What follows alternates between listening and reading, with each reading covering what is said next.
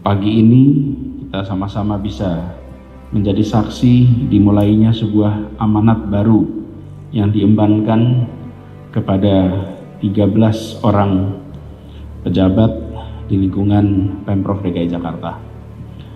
Saya ingin menitipkan beberapa pesan. Yang pesan ini ketika disampaikan sekaligus juga pengingat pada kita yang hadir di tempat ini. Semua yang berada di ruangan ini pernah merasakan pelantikan, pernah merasakan mengucapkan sumpah jabatan, dan pernah pula melakukan pelantikan. Karena itu, saya ingin pesan ini sebagai amanat untuk yang dilantik, sekaligus pengingat bagi yang menyaksikan. Pertama, pada semua, baca kembali RPJMD kita, pelajari, pahami dengan amat baik.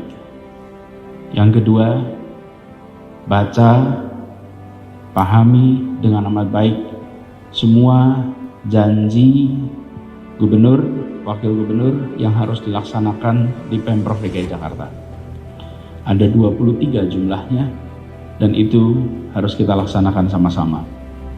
Yang ketiga, baca, pahami semua KSD kita, lihat statusnya, pastikan bahwa yang menjadi bagian dari tugas Anda dilaksanakan dengan baik, dan ambil tanggung jawab.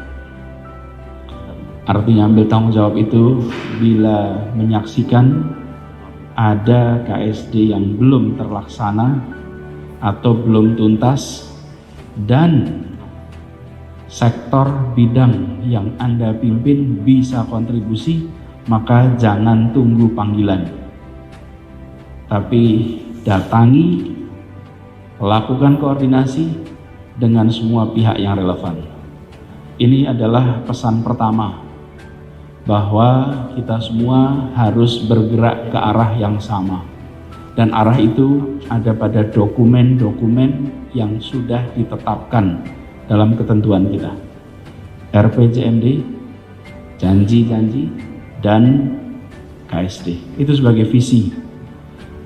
Kalau dibayangkan ini sebagai sebuah perjalanan bersama, maka ini rujukan untuk dituju bersama-sama. Jadilah pemimpin, bukan sekedar pejabat. Sudah tahu yang mau dituju, arahnya, pegangannya ada. Kedua, jadilah pemimpin. Pejabat memiliki kewenangan, pemimpin memiliki kepengikutan. Itu dua sisi mata koin. Satu namanya leadership, satu namanya followership. Bapak Ibu ditetapkan sebagai pejabat, tapi tunjukkan bahwa Anda lebih dari sekedar pemegang jabatan. Anda adalah pribadi yang bisa diikuti, yang bisa dijadikan teladan, yang bisa dijadikan contoh. Tidak ada manusia sempurna di ruangan ini. Kalau tiap kita ditelisik, ketemu deretan kelemahan, ketemu deretan kekurangan. Bagian kita adalah tahu itu dan terus-menerus melakukan perbaikan. Pesan kedua itu, jadilah pemimpin, bukan sekedar pejabat. Bangun kerja tim yang solid. Buat seluruh tim Anda bekerja sebagai satu kesatuan. Ciptakan iklim kerja bersama yang sehat. Bangun suasana yang positif. Saya selalu pesankan kepada semua, jangan takut mencoba sesuatu yang baru, dan jangan pernah takut salah, tapi takutlah mengulangi kesalahan. Dan Bapak Ibu sekalian, Anda menjadi bagian dari tim yang berada di lingkar puncak kepemimpinan Pemprov DKI Jakarta. Bangun kolaborasi dengan tempat Anda memimpin, tapi juga kolaboratif dengan kanan kiri yang menjadi jajaran Pemprov DKI. Saya sering memberikan analogi sebuah kereta kuda dengan kuda misalnya 6 kuda. Kecepatan kereta kuda itu tidak ditentukan oleh kuda yang paling cepat, tapi ditentukan oleh kuda yang paling lambat. Bila ada 6 kuda, kecepatannya 40 km per jam, tapi ada satu kuda yang kecepatannya hanya 25 km per jam, maka kereta kuda itu akan berjalan 25 km per jam. Bukan rata-rata. Jadi, Ibu sekalian, jangan menjadi kuda yang lambat, yang memperlambat geraknya kereta kuda ini. Percepat, dorong, dan itu saling menghela satu sama lain, saling mendorong untuk bisa lebih cepat. Jadi bangun kerja kolaboratif di tempat Bapak Ibu pimpin dan kolaboratif dengan kanan kiri. Jakarta selalu menjadi pusat perhatian, selalu menjadi percakapan publik. Pelantikan ini pun akan masuk dalam banyak berita. Bapak Ibu boleh cek di tempat lain kalau ada pelantikan sebanyak berita Jakarta atau tidak. Dan masing-masing Bapak Ibu akan merasakan exposure itu. Oke? Hati-hati dengan tepuk tangan. Hati-hati dengan exposure. Hati-hati dengan pujian yang muncul di media. Hati-hati. Jangan pernah menganggap hebat hanya karena muncul menjadi berita-berita. Karena yang dibutuhkan di tempat ini adalah pekerjaan yang tuntas.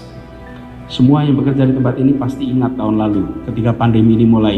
Saya sempat katakan, jangan berharap prestasi pandemi muncul dalam bentuk foto. Tidak ada. Karena 100 tahun yang lalu ketika terjadi pandemi, hari ini kita baca tidak ada prestasi tunjukkan foto. Lihatnya apa? Grafik. Dan grafik itu cermin kerja keras. Ketika pandemi di Jakarta kemarin loncatnya vertikal, turunnya vertikal, semua orang tahu ini artinya apa? Kapasitas testingnya tinggi, kapasitas tracingnya tinggi, penanganan pasiennya cepat sehingga naik cepat, turun cepat, tidak usah pakai foto. Bapak Ibu, kerjakan tugas Bapak Ibu dengan benar.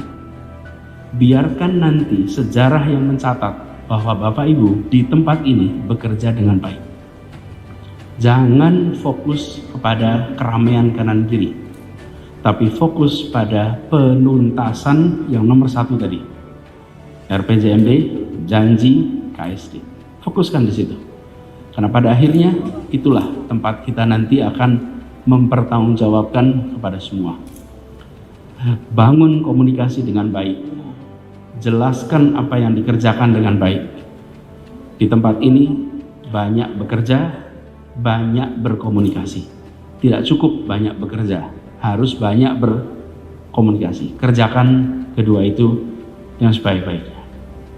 Apa yang nanti Bapak Ibu kerjakan di Jakarta adalah harus menjadi kebanggaan bagi keluarga. Setiap ambil keputusan di Jakarta, ingatlah bahwa nanti Anda harus jelaskan ini pada anak Anda dan anak-anak dari anak Anda. Di Jakarta akan ketemu dengan situasi sulit. Keputusan-keputusan tidak sederhana. Sebagian adalah keputusan tentang hal yang sesuai ketentuan. Sebagian adalah keputusan yang untuk kebaikan tapi ketentuannya belum tentu ada. Harus berani ambil keputusan, kompasnya apa? Hati nurani, prinsip moral, dan paling gampang takarannya apa? Takarannya Bapak Ibu bisa cerita pada anak-anak tanpa ditutup-tutupi. Jika Anda tidak bercerita pada anak Anda, pada istri atau suami Anda, atas keputusan Anda, ada sesuatu yang salah di sini. Kenapa? Tidak semua yang harus kita ambil keputusan itu punya pedomannya. Tapi ingatlah bahwa Anda kebanggaan keluarga. Anda rujukan keluarga. Buat yang di rumah bangga. Hari ini mereka mensyukuri atas amanat yang dititipkan di pundak Bapak Ibu. Tapi yang lebih penting adalah mereka mensyukuri saat Bapak Ibu menuntaskan amanat ini. itu jauh lebih penting daripada saat Bapak Ibu diangkat di amanat ini. Ketika nanti Bapak Ibu memimpin, jangan lupa untuk selalu mendekatkan kepada Yang Maha Kuasa. Di balik semua kerumitan ini, di balik semua tantangan ini, ada Yang Maha Kuasa, yang Maha menentukan, yang Maha membantu, yang Maha menyelesaikan. Bapak Ibu sekalian, ingat itu, pegang itu.